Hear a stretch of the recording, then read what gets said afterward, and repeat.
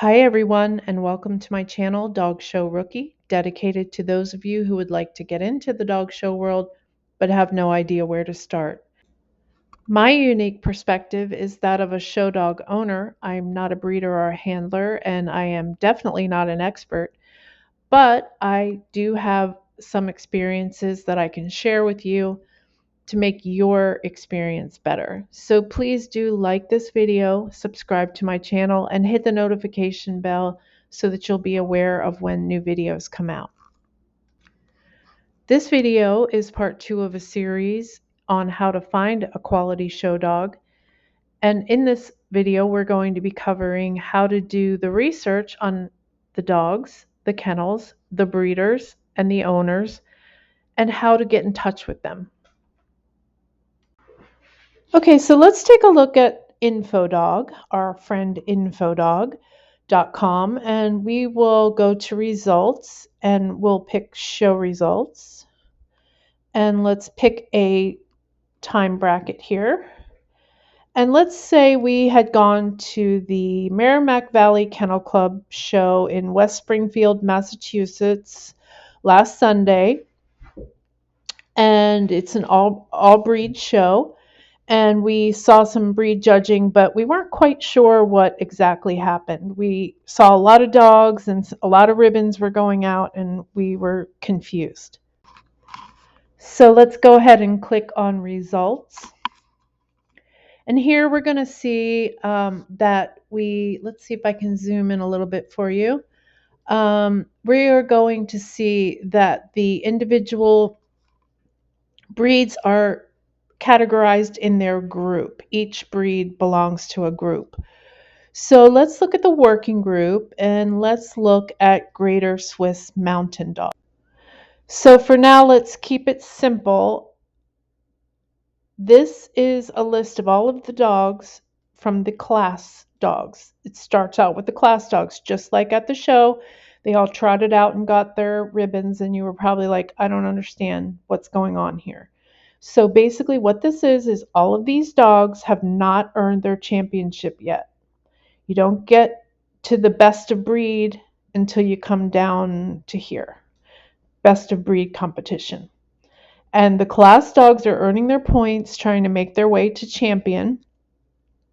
And what will happen is the judge will select a male and a female from this group, and then the judge will pick out of the male and female which one is better, and that dog is considered the best of winners, and that dog will then go on to compete in the best of breed competition with these big boys over here.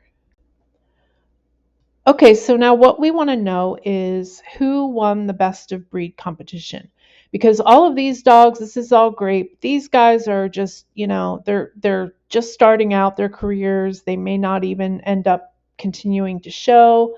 And we know that one of them was selected to be winner's dog to compete in this ring with the big boys in the best of breed, and big boys and girls. So we see here that the B means best of breed. So this number 9 dog, Palisades Electric Wizard, won the best of breed. And he is a dog, which means he's a boy. And he got 5 grand champion points. Now, whoever wins, if it's a male, then the judge awards best of opposite sex to a female, and vice versa. So her name that I can't pronounce, but she's the number 16. She got 4 points, and she probably only got 4 points because of the number of females that were entered. It's all based on the number of males and the number of females, and that determines what the point schedule is. And the point schedule can vary in different parts of the country. Now, the judge can also award, and normally does award, a select male and a select female. And what that is basically runner-up.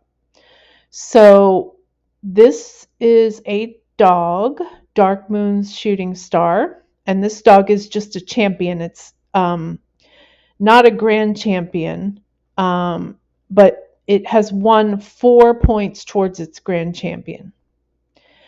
So I don't see where this judge picked a female as a select, but I'm not sure what happened there. But that is just an overview of the points. This A means absent. This dog did not show up.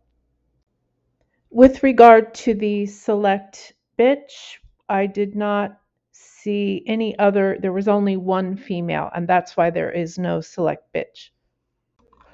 So from here we can see who the names of the winners are and who owns them and who has bred them. So we have our best of breed winner here. It's Palisades Electric Wizard, and this is the AKC number of the dog, the birthday of the dog. This is the parents of the dog, and these are the owners, Lynn and Josephine Kenny in Kingston, New York. The breeder also happens to be Lynn and Josephine Kenny. And in the best of opposite sex, so this was the female dog. This is the kennel name I can't pronounce. Same thing. This is the AKC number, the birthday, and the parents of the dog, and the owner, Lori Price, Washington, D.C., and the breeder is also Lori Price. So with the select dog, same thing. Kennel is Dark Moon. We've got all the information about the dog and the parents. The owner is Joshua Gautier and Carol Wickham, and the breeder is Joshua Gautier. I think I'm saying that right. So we can see here that most likely Lynn and Josephine have this dog, Electric Wizard, living with them. That's their dog. And Jelly's Last Jam probably also lives with them. And they obviously had a litter of puppies. And we can see here that this Palisades Electric Wizard is very well titled. He is a Grand Champion Gold, and he has won a lot of dog shows. So it makes me wonder, are these folks, Lynn and Josephine, are they only breeding so that they can carry on their legacy, keep the pick of the litter? Is it the case that some of the dogs went to show homes, but they are not competing in this competition? Maybe they went to different parts of the country. Maybe they have finished their grand championship titles and did not go on beyond that. And we don't know for sure that that's what happened, but we don't know for sure that they took the pick of the litter. There may be another sibling from this litter that's doing just as well as this dog, but safe to say they probably took the pick of the litter. So from here, you will start your research into Lynn and Josephine. I don't know them. I looked up to see if they have a website, and they do. And looks like they have puppies, and this is all a good sign for being able to purchase a dog from them. So you click on the About Us and read about them. They're a mother and daughter team. They look like they have a lot of experience in this Greater Swiss breed since 1996. All a good sign. So with that said, though, that doesn't mean you can just call them and say, hey, do you have a dog you can sell me? You really, like I've said in other videos, you need to make relationships with these folks, and also you need to do research on your end. Just because they're selling dogs doesn't mean that these are the people that you should buy dogs from. And likewise, just because you want to buy a dog doesn't mean that they're going to sell it to you. But we can see from this that they're producing very high quality dogs, and if you form the right relationship with them, you may be able to get on their waiting list.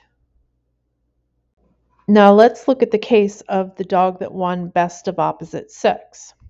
So that is the Jotunheim kennel. Jotunheim, I'm not sure how you pronounce it. I guess her name is Frankie. Um, Owned by Lori Price, bred by Lori Price. Okay, so this is probably a similar situation to the Lynn and Josephine Kennedy with this dog. And we can see that this dog, Frankie, is a Grand Champion Silver. So this is a dog that is, she's up there. But what we can see is that there are other dogs from the same kennel in this competition. This one, Blazing Orwell, is a champion. And then we have Freddie, who is a Grand Champion Gold. And we can see that Blazing Orwell is owned by Josh Lewis and Stacy Lewis and Lori Price, the breeder. And this dog is owned by Nancy Curry and Lori Price. So what happens is when dogs are sold to show homes and they have a decent chance of becoming something, the breeder will often want to be listed on the papers as a co-owner, and that's completely normal. And it doesn't mean that they're going to pay for food, and it doesn't mean they're going to pay for handling fees or anything to do with your dog. It just means that they are officially a co-owner of the dog.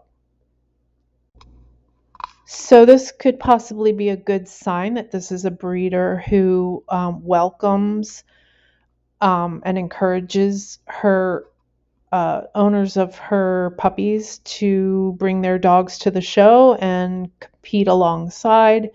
In this case, for example, this is a Grand Champion Gold dog, but it is a dog, whereas her dog is a bitch.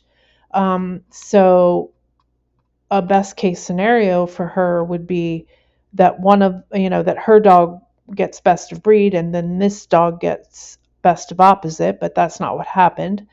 But and in Blazing Orwell's case, this dog is just a champion, so was born in 22, so it's not that old yet. So we, in an ideal world, this is a breeder who encourages and supports the owners of the dogs that she sells. But referring back to what I talked about in the first video, this is an example of technically fishing in the breeder's pond. So you've got two different dogs from the same breeder. One was born in 2021. Oh yeah, no, they're litter mates. 4/2/21. So these two dogs are litter mates going up against each other. And then you also have this dog who is not a litter mate, was born a year later. And so they're all going up against each other. So if you watched my first video on acquiring a show dog, you'll remember that I lean towards getting a dog from a different part of the country just so that you don't end up fishing in the breeder's pond. Okay, Lori Price may have welcomed these dogs, have no problem with these dogs competing against each other. But if you have a really special dog and the litter mates are also special, you want the best chance to win. So you want to be showing them in shows where they're not competing against each other. However, if you have researched this breeder and you have seen that she is very supportive and she is local to you and you don't mind going up against your litter mates and you'd rather have the trade-off of having the camaraderie and the support of a local breeder, that's entirely up to you. But again, I want to mention here that just because a breeder has a dog to sell doesn't mean that she wants to sell it to you. Um, it's about relationship building. A lot of times there are wait lists, and the breeder needs to, especially if you're doing it locally, within the same state, the breeder needs to trust you and needs to get to know you and know that she can depend on you to kind of do things her way. Because there are going to be times where she's trying to advance a dog of hers that your dog may be pretty good competition with, and she's going to ask you to hold your dog back. I mean, that could happen. But it could also be the case that she has a dog who is gone as far as it can go, and she is in between campaigning. They call it campaigning dogs to go the distance. And she's going to take a break for a year or two in between litters of puppies. And so she may sell you the pick of the litter if she knows you're serious about really advancing the dog and therefore advancing her brand. So don't think that just because you get a dog from a different part of the country, and you're not, kind of hanging out with your litter mates, that you won't make friends at the dog show, because you definitely will. And so that if one of your goals is kind of the camaraderie, you will get that. It will take some time, but you will get it. So another thing we can do to check up on who the top 20 dogs in the country in a certain breed are is we can go to the Canine Chronicle website, which is also a magazine, by the way, that will normally at shows have copies of the magazine available with advertisements in it, with that feature the top dogs and the breeders. Kind of like these are ads, they'll have those in the magazine. But let's go to Canine Chronicle and we go to the statistics tab, and we'll hit breed standings, and we'll stick with our Swissies, our Greater Swiss Mountain Dogs. So we'll choose the working group and we'll view, and we will go to Greater Swiss, and we are not there yet. Okay, so look what we have here. We saw in that show in Massachusetts, we are seeing the same names, Palisades, Jotunheim, Jotunheim. These are all the top 20 dogs. Well, actually more than 20, the top 40 dogs in the country. And we see that those two kennels that we happen to look at are all in this, all over this top 40. Just a caveat here, just because you see multiple kennel names in the top 40 list, obviously you can assume that they're good dogs, but you cannot assume that the breeder is welcoming these dogs to participate in the show arena. Sometimes, and like I said in the first video, dog breeders and dog handlers are not always the best communicators, and they may or may not have communicated with the people they sold the dogs to. So it may have been their desire that they don't have competition from you or your dog, but they may not have communicated that. It's usually not, but sometimes it can be the case. And the way to avoid this, obviously, is to be preemptive and ask the breeder what their expectations will be of you, in terms of, showing your dog going up against their dog. Now, they may have it in the back of their mind, well, your dog's not going to beat my dog because I picked the best puppy.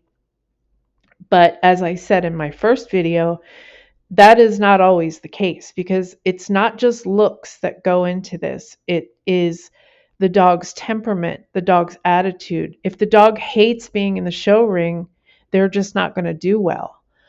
If the dog turns out to be a little bit of a, biter or, doesn't like to be touched by the judges, they're not going to do well in the show ring. So these are factors that play in that sometimes people don't think about. So when you're in this research phase and you're looking at these top 40 dogs and you're reading the results of the shows near you, far away from you, and you're going to the shows, I want to circle back to something I mentioned before in the first video, and that's that the geographical area that you live in may not be conducive to the breed that you're interested in. So you may need to rethink your strategy, and that can go either way. It could be the case that, like in the case of Akitas in Florida, there are no Akitas usually at the shows, and especially in South Florida, there's either none or there's very few.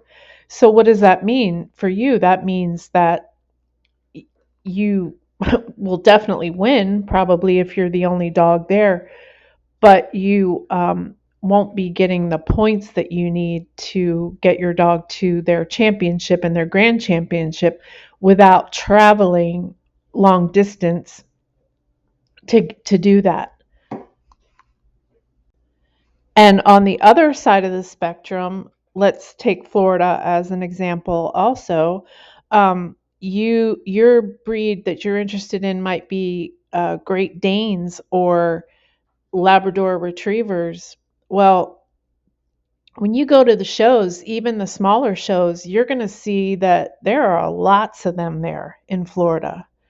So what does that mean for you in order to win? If winning is part of your goal, if that's a priority for you, then you're going to have to spend more on a dog. You're going to have to connect with breeders that are the top breeders.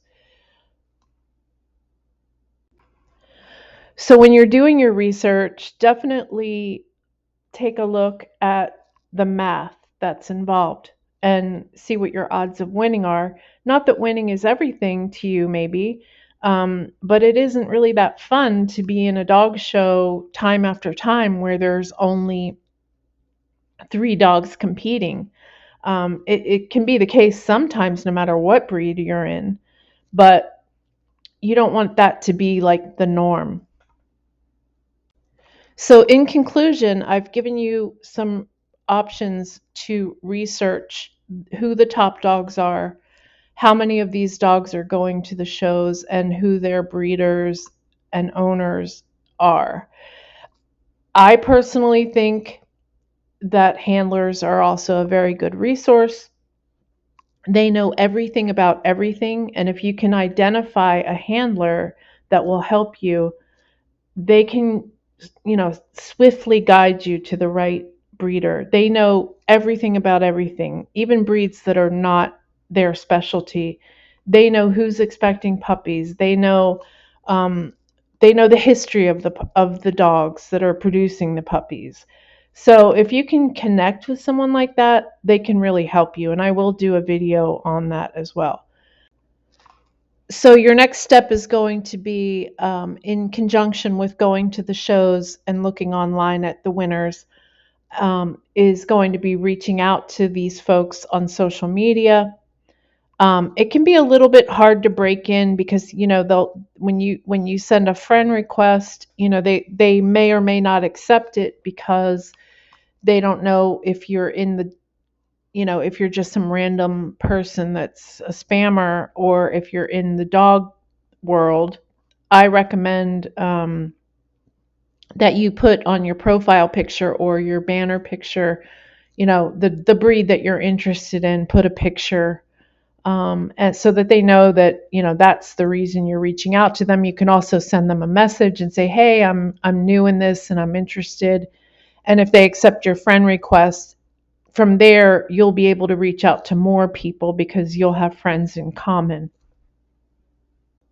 And once you have become friends with some of these breeders and handlers and owners, the thing that I would be looking for that would give me the warm and fuzzies in some of these posts that they do online is when I see a breeder celebrating the fact that one of their puppy owners has won something at a show, when they themselves are posting about it, not just liking it and putting a lukewarm smiley face. You see that a lot, or you'll see just the word congrats with nothing else. That's a secret signal that they feel that they have to say congrats, but they're just not that excited about it. That's just my opinion. Um, so I would look for that. I would also look for when you see that they're having litters of puppies. If you go back and you look at their Facebook feed and you look at previous litters of puppies, were the puppies in the house? Were they, what was their whelping area like? Did they have a lot of toys and things to stimulate them? It's important for puppies to get exposed to a lot of different things when they're little, because the more they're exposed to, the more sounds and the more obstacles and things like that, that's the more confidence they have, and it makes them a better show dog, in my opinion. So when I see breeders going above and beyond with that, I always think that's a really good sign. Now, it's not always the case that everybody is good with social media, so they may be doing these things, but they're not posting. In fairness, I have to say that. Another sign that I would look for that gives me the warm and fuzzies is when I see a breeder who treats their dogs like pets as well as show dogs. That they live in the house, that they get Christmas presents, that they, go on trips, that they have fun. To me, as a beginner, that would be a breeder that would be easier to work with. In addition to making friends with the breeders on social media and the handlers, you can also, when you see an owner of one of the breeders' dogs being tagged in a post, you can always friend request them. You can ask them what their experience was. They may not always accept your friend request, but you'd never know, and it could be a very good resource for you, especially if the the breeder's not great about posting, because they could be perfectly fine. They could be a wonderful breeder and very supportive, and but you just don't know it based on their posts. Also, don't forget, when you're at the shows, do not leave a show without making a connection with at least one person. Ask them right there on the spot, can I keep in touch with you? I'm new at this. I need help. Can I keep in touch with you? Even if it's not your breed, um, because they can sympathize with you. They've been where you are and they know the ins and outs. They know maybe not everything, but they know more than you. And actually, they probably know more than me. And they have their own tips and tricks they can share with you, and they have their own knowledge of different breeders, and it can really be a good resource for you. So don't miss an opportunity to talk to people at the show. Talk to everyone you possibly can. I'd like to thank you for watching. Please like and subscribe, and also feel free to comment with any questions you may have, or if you have experiences yourself that you'd like to share, I'm sure they'll be very helpful.